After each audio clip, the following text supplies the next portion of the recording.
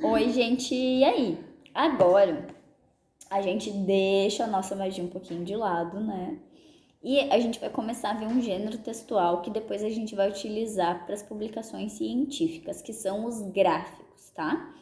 Eu coloquei da edição 300 da revista Super Interessante uma pesquisa que a Super Interessante fez com os amantes de pizza. E aí, a gente consegue perceber por esse gráfico que foi feito em disco de pizza mesmo, então fica toda essa analogia. 30% das pessoas preferem então calabresa, depois marguerita portuguesa, mozzarella, napolitana, frango catupiry. Gente, cadê o filé? Ó. Mas enfim, tava pensando agora. Tem esse gráfico, a gente consegue perceber então quais são as preferências da pessoa justamente pelas porcentagens que estão ali inseridas, né? Eu pergunto então, qual foi o recurso utilizado que demonstra esses resultados de forma mais atrativa? A relação de cada fatia com o gráfico, então o que eu quero dizer com cada fatia? Se eu tivesse, por exemplo, a metade dividido, estava dizendo lá 10%. Estaria relevante? Teria fechamento esses dados? Não. Então, cada pedaço está dividido dentro do 100%, justamente para aquela porcentagem ser correta, né? E ser representativa também.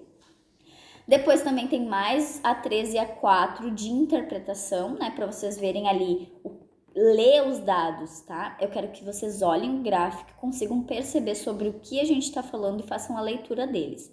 E depois, para a leitura do gráfico, é possível saber quantos pedidos correspondem às porcentagens apresentadas? O que vocês acham? Eu consigo saber quantas pessoas responderam só com os dados que estão apresentados ali?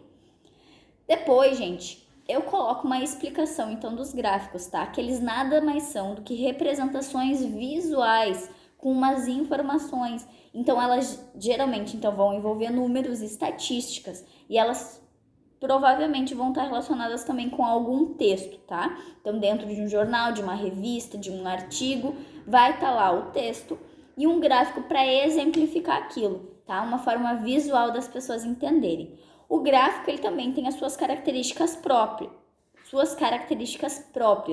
Ele tem lá o seu título, né? Muitas vezes ele tem um subtítulo que faz um resumo do que vai ser apresentado. O corpo do gráfico, que são aqueles exemplos ali que eu coloquei, né? Mas tem outros, esses são os mais habitualmente utilizados. Mas tem outros gráficos também, tá? Que é o corpo do texto, então, a legenda, porque não adianta colocar um gráfico sem ter legenda, por exemplo, o que representa a cor vermelha, o que representa a laranja, né?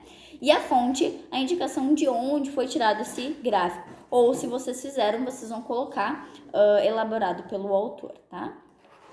E daí, gente, o que aconteceu?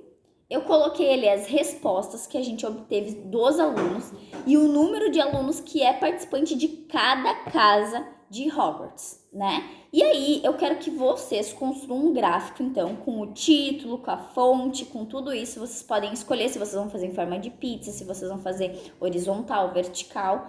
E eu quero que vocês coloquem.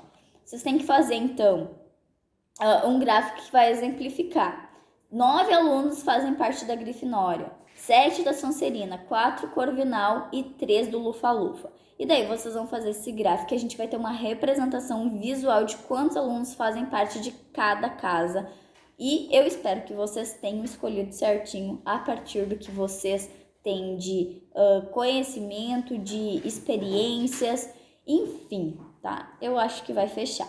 Coloquem bem certinho, não se esqueçam de colocar a fonte. E eu tenho certeza que vai ficar topzera da balada esse gráfico, tá? Qualquer dúvida vocês podem me pedir.